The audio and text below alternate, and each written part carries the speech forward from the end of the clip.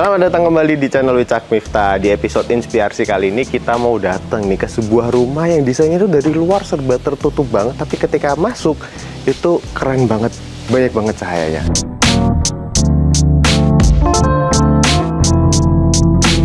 Halo, apa kabar Mas Faisal? Sehat Mas? Alhamdulillah. Thank you banget nih Mas, kita udah dibolehin untuk ngeliput rumah yang satu ini nih Mas. Ya, sama-sama. Oke, Mas Faisal ini dari YD Studio ya Mas ya? Boleh cerita dikit Mas, YD Studio itu? Kita sih berdirinya di 2016 ya, 2017, belum terlalu lama. Kita kantornya di Bintaro, Tangsel. Projectnya sih beragam ya, kita awalnya rumah-rumah, sekarang alhamdulillah beralih ke bangunan publik dan tetap ngerjain rumah ya, interior juga. Salah satunya ini bisa diceritain nggak Mas, gimana sih konsepnya dari luar kok kayaknya rumah ini tuh tertutup banget gitu? Ya mungkin sebenarnya nyambung dengan Amira House juga ya dikit ya. Jadi memang kita senangnya terlihat tidak melihat keluar. Terlihat tidak melihat keluar, oke. Padahal sebenarnya kita sangat melihat ya. Itu mungkin pendekatan kita ya. Jadi orang ngelihat kita sangat tertutup, padahal sebenarnya kita sangat nyaman untuk hidup di lingkungan ini kan. Jadi makanya kalau saya survei site itu, saya lebih seneng lihat lingkungannya daripada tanahnya, karena kan tanahnya apa sih yang mau dilihat gitu. Paling orientasi matahari, bla bla bla ya. Paling saya ikut tetangganya aja supaya kita nggak jadi benda aneh setelah dia ada gitu. Oh, nggak jadi terlalu mencolok sendiri gitu Mas. Ya, oke. Jadi kita pengennya berbeda karena setelah kita dikenal gitu, bukan setelah kita dilihat. Oke, keren. Filosofinya nih keren nih. Oke. Mungkin teman-teman harus replay lagi tuh untuk mendapatkan esensinya ya. Oke. Tapi kalau emang dari luar emang fasadnya putih sama campuran dari bata ya Mas, bata yang sengaja diekspos ya. Jadi cerita dikit, jadi rumah ini dulu saya ngontrak di sini ya waktu baru nikah sekitar 6 tahunan, dan kemudian beliau jadi klien kita ya. Jadi pohon ini sebenarnya pohon yang udah ada sejak rumah ini ada. Rumah awal ini ada ya. Saya bahkan yang nebang-nebang zaman dulu, maksudnya makanya saya minta supaya ibunya sempat mau tebang pohon ini. Saya bilang, Bu, kalau ibu mau nebang mungkin saya ganti desain. Karena saya pikir bidang putih ini adalah kanvas dari pembayangan si pohon ini gitu loh. Baik dia sebagai terbayangnya atau dia sebagai backgroundnya si pohon itu. Jadi memang itu salah satu pemikiran kita kenapa pohon ini menyatu banget dengan rumah ini. Jangan sampai ditebang gitu. Ini luas tanahnya berapa? Luas bangunannya berapa? Ini tanahnya 98 deh kalau nggak salah, 98. Luasnya 220 atau 240 gitu. Oh wow. Iya, kita sih pengennya akhirnya 3 lantai karena kita pengennya rumahnya nggak full ya. Mungkin terlihat full kanan kiri, ntar kita coba lihat di dalamnya gimana kita nyikapin tetangga, nyikapin utilitas kita supaya rapi, nggak mengganggu tetangga, terus, tapi udara tetap terjaga, cahaya, ya insya Allah sih bisa banyak pelajaran yang kita dapat di rumah ini. Dengan lebarnya ini 8 meter ya Mas ya? 8 ya kalau nggak salah? Iya benar, 8. Belakangnya mungkin sekitar 12 ya, 12-an. Iya benar, sekitar gitu. Boleh kita mulai masuk ke sini nih Mas. Di sini gue udah melihat ada ruang-ruang yang unik nih, impresinya tuh kayak kalau ngelihat kanopi ini nih sengaja emang dimiringin gitu ya Mas. Jadi nggak lurus kotak gitu doang ya. Ya kita sih pengennya selalu ngedesain tuh senatural mungkin ya, sesuai dengan kebutuhan gitu. Maksudnya kayak si meteran listrik dan airnya kita taruh di sini, kita nyatu sama bench, dia mau beli bakso segala macam gitu. Jadi udah nongkrong sini. Kalau kurang ini tangganya bisa jadi bench juga. Jadi ya dulu zaman pandemi orang harus cuci tangan, terus gasnya nggak usah masuk ke dalam, di sini masuk ada di sini. Oh, gasnya ditaruh di luar sini Mas. Di luar. Jadi kalau orang gasnya datang dia cuman di luar aja. Lu berarti perkabelannya udah disiapin juga? Udah siapin semua. Jadi kita pengennya sih sejauh itu. Jadi walaupun rumahnya nggak besar tapi selesai gitu loh dalam segala hal gitu. Jadi mereka datang ya udah tinggal aja gitu, nggak ada bobok lagi, nggak ada apa. Keren. Mas ini gue yang paling tertarik juga. Ini kenapa pakai bata yang diekspos ini, berarti gimana Mas konstruksinya? Kok nggak ada kayak di semennya gitu-gitunya? Ya ini craftsman banget ya. Jadi bahkan si bata utuh ini adalah bata yang dipotong menjadi U gitu. Jadi bata utuh dipotong menjadi U terus dimasukin kayak kunci. Jadi supaya kuncian ini pun sudut ini adalah potongan. Oh gitu. Iya, ini ada 2 orang yang ngerjain ini aja. Iya, karena effort banget loh Mas. Maksudnya tiap bata dibikin potongan U gitu kan. Wow. Jadi kita segitunya lah menyayangi arsitektur kita gitu. Wih, keren. Dan emang kalau lantai bawahnya ini banyak kan Ini beton expose semua. Beton expose kita semua. cetak di tempat, terus kemudian digelar. Oh, jadi dicetaknya nggak di sini kan? Ini pun bentuknya nih L nih. L. Bahkan di dalam ini pun masuk sampai dalam. Jadi perasaan outdoornya masih ada sampai ke dalam gitu. Ini kan di sini dimana ada 2 pintu. Iya. Nah, cuma pintu yang ini tuh unik teman-teman. Kalau kalian lihat tuh, handle-nya emang dibikin gini ya mas, miring, terus ini ada pegangannya. nggak kayak handle biasa kan begini nih mas. Iya. Ada ceritanya nggak mas? Kenapa kita namanya why ya? Why itu sebenarnya kan bertanya kan. Jadi kita selalu bertanya akan segala hal. Maksudnya kayak megang pintu tuh apa sih? Esensi megang itu apa sih? Jari aja kan sebenarnya. Iya. Kenapa kita ini? Karena ini kan narik. Oh, Ngapain kita dorong ya ini kan? Oke. Narik gitu. Jadi dengan sering bertanya akan segala hal, kemudian kita banyak menemukan hal-hal baru. Kayak kusen gitu, ngapain kita terlalu tebal? Sebenarnya dengan bentukan seperti ini pun ya? sebenarnya udah cukup gitu. Oke, ini kita udah berada di ruang apa nih mas? Diningnya ya, dining dan kitchen. Dining and kitchen and pantry ya semuanya. Semuanya, oke. Ini first impression gue, kenapa ini dibikinnya lebih pendek ya mas ya? Kayaknya ya kesannya ya. Pertama sih kita memang hampir selalu 24 ya. Ketinggian ceilingnya 2,4. Jadi orang kan selalu berpikir bahwa kenyamanan atau dinginnya ruang itu dari ketinggiannya kan. Padahal sebenarnya kan kalau di daerah tropis ya cross circulation-nya yang penting, Bang. Oke. Jadi kalaupun kita plafonnya tinggi tapi nggak ada sirkulasi yang cross ya sama aja. Sama aja gitu. bohong. Iya. Kalau gue perhatiin emang compact banget ya mas. Di sini kompornya, sini semua untuk kitchennya, semuanya tuh ada rumahnya gitu. Iya. Ya kita kebetulan ngedesainnya ini dengan interiornya ya, semi apartment lah ya. Jadi semuanya kita udah pikirin, bahkan filterisasi airnya, terus kompornya, terus ini bahkan si apa namanya exhaust kompornya. Keren loh. Sampai apa namanya supaya kalau dia lagi nggak masak ya clean aja gitu, nggak bersih aja gitu. Tapi tetap hubungan antara ruang atas dan bawah tetap kita jaga gitu. Dan ini emang dibikin clean aja, semua simple nih. Iya. Tapi cukup menarik, ini dibelokin gini ya mas ya. Iya, ini selain penangkap cahaya dari atas juga sebagai mudah maintenance-nya aja kan. Oh, ini apa mas? Solid surface ya? Ini teraso. Oh teraso. Oh, oke. Kalau ini marmer. Iya, oke. Oke, terus sebelum kita ke sini nih ada yang menarik juga. Cuma gue mau nunjukin sekilas dulu. Jadi ini kan emang area diningnya ya mas, Iya. simple. Tapi ada yang menarik di sini. Kenapa dikasih kabinet juga nih mas? Jadi kita sih selalu ngelihat ruang-ruang apa sih yang sebaiknya tinggi dan sebaiknya pendek gitu. Jadi kalau ini kan cenderung buat sirkulasi aja kan. Jadi kita turunin ini sebenarnya buat gudang ya, naruh-naruh barang segala macam, buat koper segala macam dia kalah. Jadi sebenarnya kadang saya bilang sama klien, rumah kecil tuh bukan berarti kebutuhannya mengecil gitu loh. Oke. Karena sama aja sebenarnya. Iya, benar. Jadi kadang orang pikir, ini rumahnya kecil mas, kan fee-nya bisa lebih kecil nggak? Gitu. Padahal sebenarnya kan kebutuhannya sama. Iya, benar. Jadi sebenarnya lebih kompleks ngerjain rumah kecil dibanding rumah gede. Secara kebutuhan tetap sama, tapi lahannya lebih kecil. Iya, gitu jadi ya. emang saya sering ngomongnya sih rumah kompak. Iya, rumah kompak. Rumah kecil kayaknya konotasinya negatif. Rumah kompak, iya benar-benar rumah kompak. Ya kayaknya lebih nyaman rumah kompak gitu.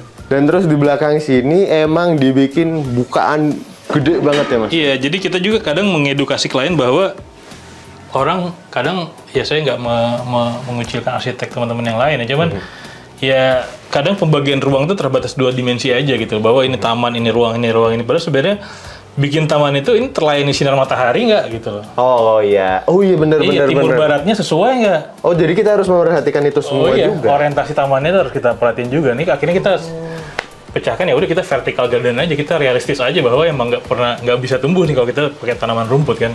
Oh oke. Jadi emang secara hijaunya, kenyamanan mata segala macam itu masih bisa ada, kenyamanan oksigennya juga masih tetap ada, tapi kita terlayani secara vertikal gitu. Karena emang pada dasarnya rumah kita nggak terlalu besar kan. Iya Kita benar. sempat kita menikmati lantai gitu loh. Iya benar. Jadi langsung ke sini aja. Rumahnya emang ya jarak pandangnya deket kan. Iya. Jadi secara sudut mata ya kita lihatnya yang vertikal aja gitu. Makanya bawahnya ya udah kosong aja, kering aja ya mas ya. Iya. Oh oke. Kita lanjut lagi mas ke mana nih, ke ruang kamar tidur utama ya? Ya ini sih mungkin nambah dikit, jadi karena dia pengennya privasi. Oke. Ya, ini bisa Oh. bisa ditutup nih. Jadi kalau anaknya lagi ada tamu ya dia nggak terganggu gitu.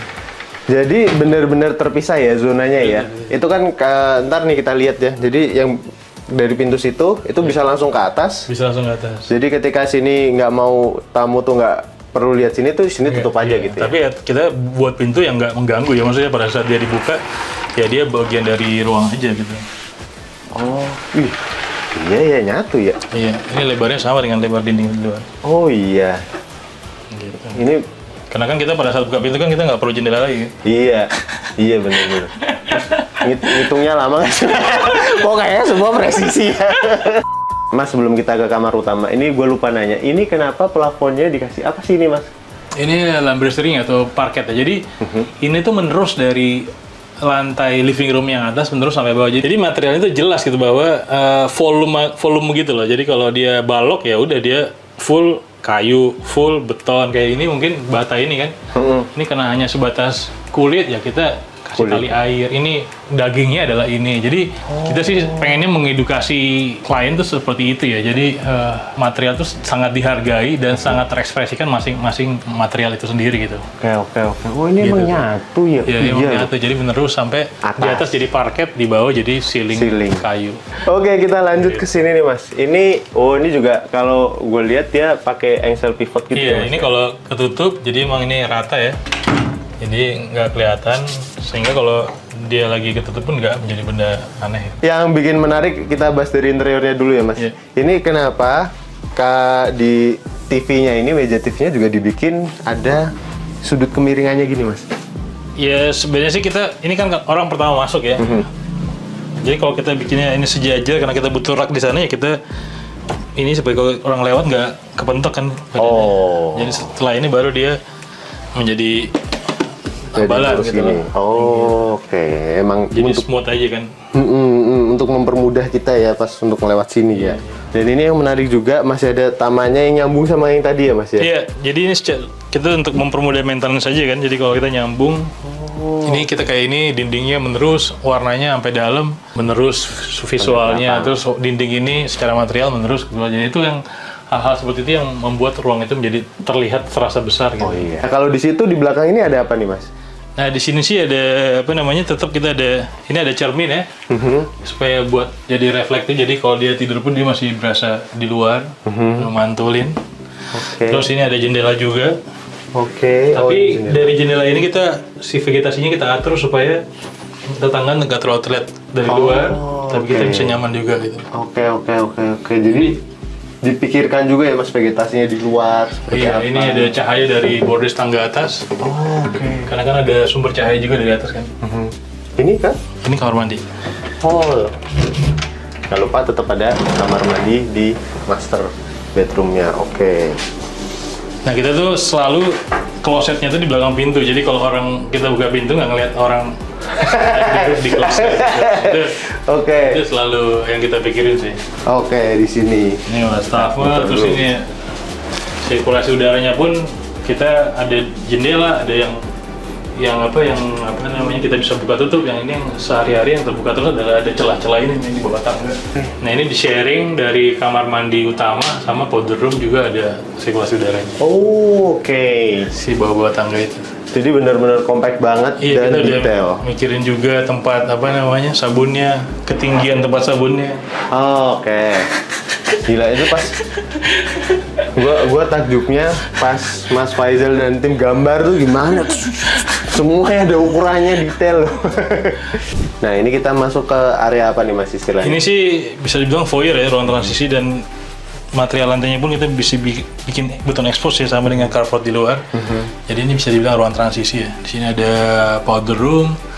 Jadi kalau ada tamunya si anak yang di atas bisa di sini aja. Tuh, tada, powder room. Powdernya emang compact banget ya. Ada rotan-rotannya, cakep juga.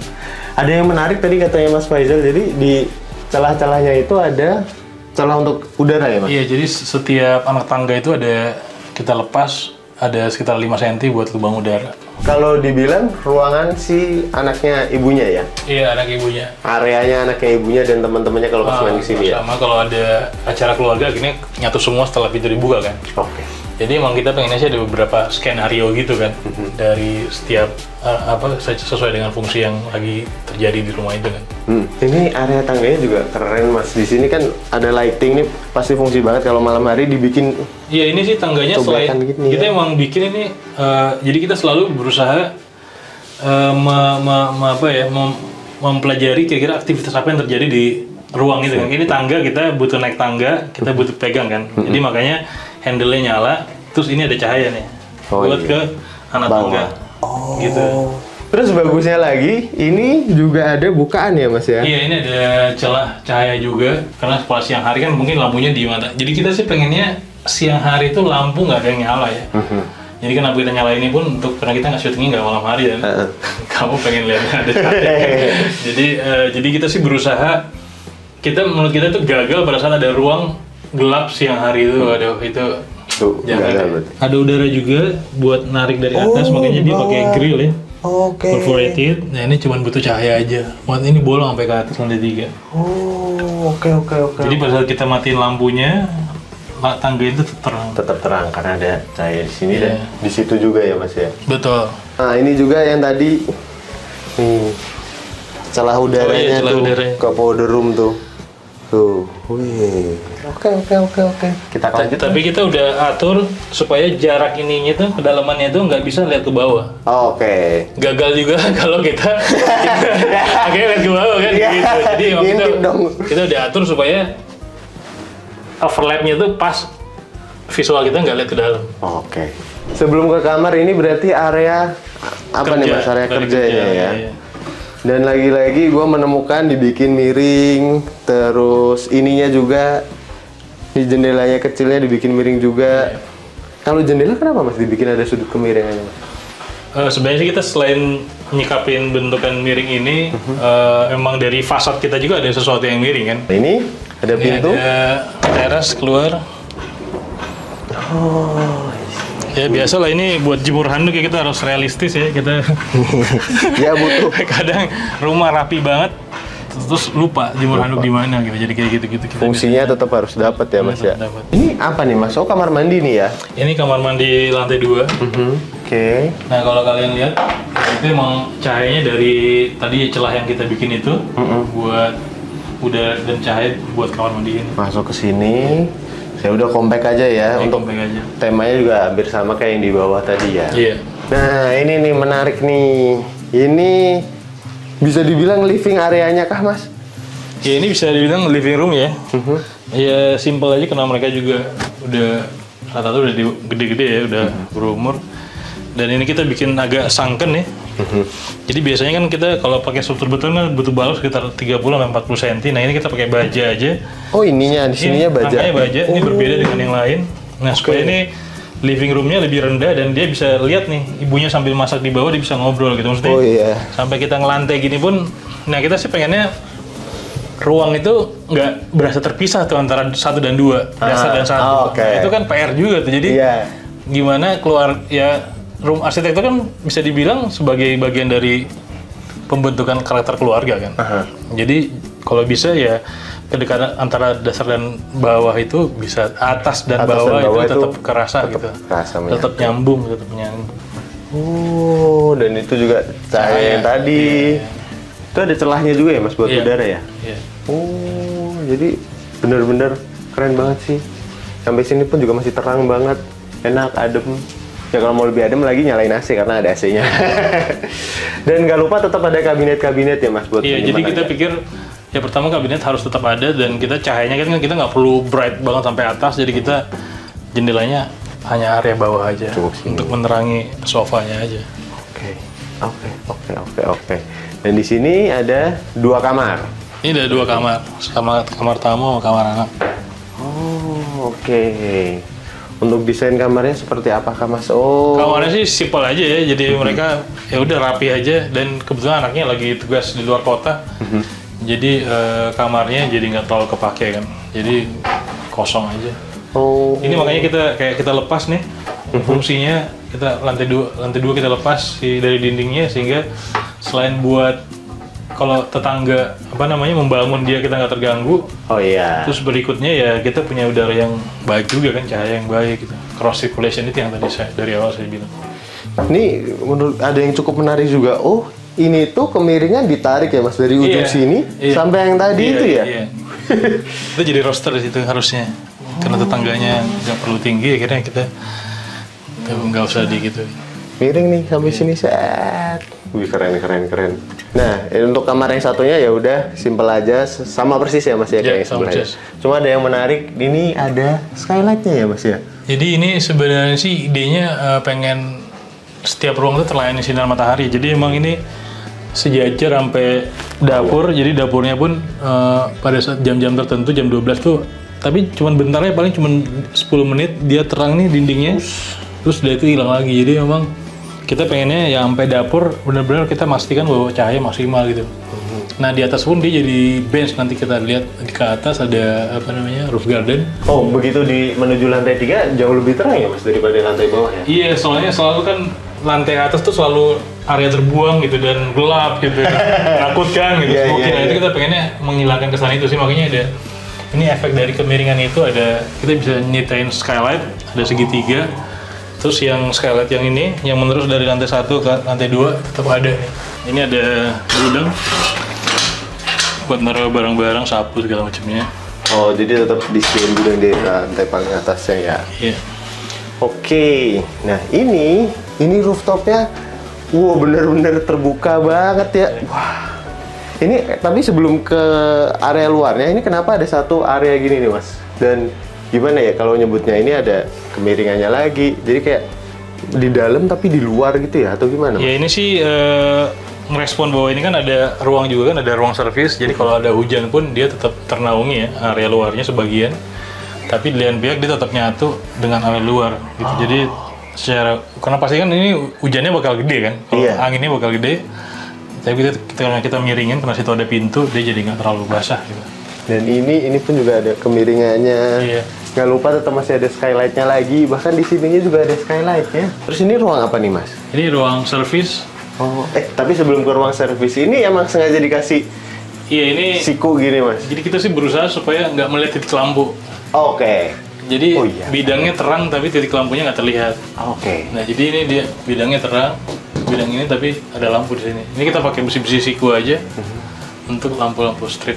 Oh iya, dia nggak pakai ini ya, lampu yang gitu ya? Enggak. Ini area servis. Ya ini area servis bukan sesuatu yang gimana, tapi ada dari segi arsitekturalnya juga sama ya Mas? Iya, kita udah atur nih kayak pintunya dibuka, ini pas nggak kena. Oke. Ini adalah gantungan pakaian. Oh, wih. Terus dan ini adalah lampu. Nah ini kita bisa lihat nih. Kita udah ukur tinggi mbaknya, enggak ya?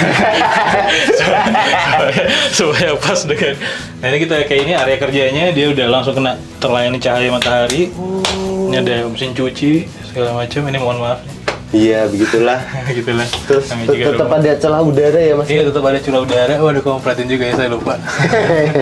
Tuh ada celah udaranya. Jadi cross circulation tuh selalu kita usahakan sih setiap ruang gitu. Cuma Mas kalau gue yang di sini kayaknya mentok nih. Mas Faisal juga nih, dia mentok kayaknya. Oke. Di sini juga bahkan ada taman-tamannya. Iya. Nah, biasanya tuh area atas kan ada juga buat area utilitas Mas. Ini ditaruh di mana Mas? Nah kita ada selipin di samping situ. Jadi kita udah rapihin si toren AC, sampai AC, sampai pemipahan AC, karena kita harus vertikal. Kita kasih deck ini buat maintenance, ini bisa diangkat. Ini pipa di bawah semua. Itu di sini, outdoornya di sini. Outdoornya di situ. Nah ini kita pakai yang multi split ya. Jadi outdoornya cuma satu. Outdoornya cuma satu untuk 4 AC. Oke. Jadi lebih ringkas untuk maintenance-nya juga ya. Kalau orang datang buat maintenance ya udah di sini aja mainnya gitu. Akhirnya kita selesai, udah keliling rumahnya sama Mas Faisal, dijelasin rinci banget, detail banget semua desainnya, karena emang kebetulan desain secara arsitekturalnya juga, interiornya juga ya Mas? Iya. Oke. Nah Mas, gue mau nanya, untuk membangun rumah ini itu memakan waktu berapa lama sih Mas? Ini kalau nggak salah iklimnya 10 bulan ya, 8 bulan, ntar di overlap dengan interiornya. Jadi pada saat udah di aci, udah secara dimensi ruang udah kemudian selesai, orang interiornya masuk ngukur. Udah pas sudah mau setengah jadi, pengecatan pertama, dia install interiornya, baru pengecatan kedua kali, baru selesai. Oke. Biasanya sih gitu tahapannya. Ya enaknya kita udah mikirin interiornya dari awal, selain kita bisa menjawab semua kebutuhan, ya proses pengerjaannya lebih stabil juga kan, dan nggak ada bobok-bobok lagi segala macam. Boleh tahu nggak kira-kira untuk membangun seperti ini tuh budgetnya berapa sih? Ini di tahun 2020 ya ini, sekitar 7 jutaan ya. 7 jutaan ya, 7 juta per meter ya. Oke, jadi teman-teman kaliin sendiri. Iya, saya kurang lebih lupa. Karena proyeknya udah banyak, jadi udah lupa nih yang ini. Terakhir nih, kalau ada yang tertarik nih Mas untuk, Mas kayaknya gue mau minta tolong didesainin dong rumah dan lain-lain, bisa ngontak ke mana nih Mas? Boleh, ada ke Instagram kita aja, ntar coba minta tolong dimasukin ke YouTube kalian. Ya. Apa tuh Mas? Deskripsi Di spellingnya YD Studio ya? YD Studio. Iya. Oke, ntar ada di sini. Jadi kalau mau tanya-tanya tok dulu konsultasi itu juga nggak masalah. Boleh nggak apa. Saya sih terus terang saya agak nggak senang kalau klien kalau orang nggak cuma nanya, Mas berapa per meternya gitu. Oh, oke. Jadi saya lebih senang kalau ya udah kita sempatkan waktu setengah jam ketemu ataupun kita Zoom gitu. Kita jelasin aja beberapa karya kita. Karena profesi ini adalah profesi yang harus kita jelaskan bahwa arsitektur tuh arsitek itu kerjanya apa. Arsitektur tuh apa aja harus dipertimbangkan. Jadi nggak sekedar 2 dimensi foto. Oh ini kerennya kayak gini nih, hanya angle-angle gitu aja kan. Padahal sebenarnya kan kita harus 3 dimensi nih mikirnya gitu. Dan nggak cuma nilai dari per meter perseginya toh. Karena itu nggak bisa menggambarkan keseluruhannya. Iya, karena kalau nanya per meter persegi langsung pasti langsung pergi enggak ya? Oke. Kita closing aja. Terima kasih sekali lagi Mas Faizal. Kita salaman lagi dulu. Terima kasih banyak. Dan jangan lupa subscribe channel kita, like juga kalau menurut kalian video ini menarik, komen ya. Seperti apa nih komentar dari kalian tentang video kali ini? Ditunggu. Asik. Jangan lupa follow Instagram kita juga, Wicakson dan Miftah Jana. Terus jangan lupa follow TikTok kita juga, Wicak Miftah. Dadah. Sampai jumpa lagi di episode selanjutnya. Bye-bye.